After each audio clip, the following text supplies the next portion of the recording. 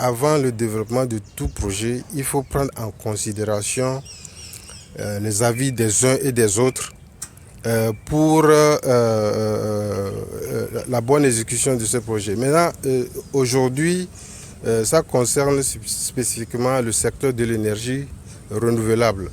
Pourquoi le secteur de l'énergie renouvelable? Vous n'êtes pas sans savoir que nous, à l'ONG Les Amis de la Terre Togo, depuis un certain temps, nous menons cette campagne-là contre les énergies fossiles et promouvons plutôt les énergies renouvelables. Et nous appelons à ce que les projets dans le secteur de l'énergie renouvelable comprennent en compte tout le monde, les préoccupations de tout le monde. Avant le développement de tout projet d'énergie renouvelable, il faut écouter les avis des uns et des autres pour l'exécution de ce projet. Parce que les avis des uns ou bien les préoccupations des uns ne sont pas les mêmes que les préoccupations des autres. C'est pour cela qu'il faut écouter tout le monde.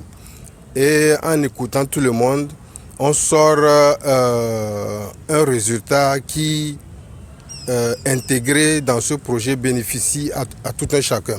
Donc c'est pour cela que nous organisons ce matin cette table ronde-là pour discuter de la question de l'intégration du genre. Pourquoi est-ce important? Pourquoi où en est le Togo par rapport à ce sujet quand il s'agit de développer des projets d'énergie renouvelable? On ne pourra pas dire que les femmes ne sont pas impliquées. Bien sûr que les femmes sont impliquées, mais on constate que il y a toujours cette domination des hommes par rapport aux autres groupes. Quand je parle des autres groupes, c'est bien sûr les femmes, les jeunes, les personnes vulnérables.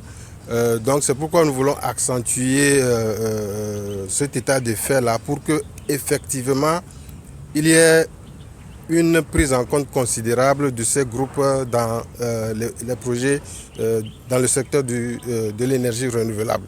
Sinon, les femmes, bien sûr, sont prises en compte, mais il y a encore du progrès à faire sur ce plan-là pour que la prise en compte des autres soit véritablement effective.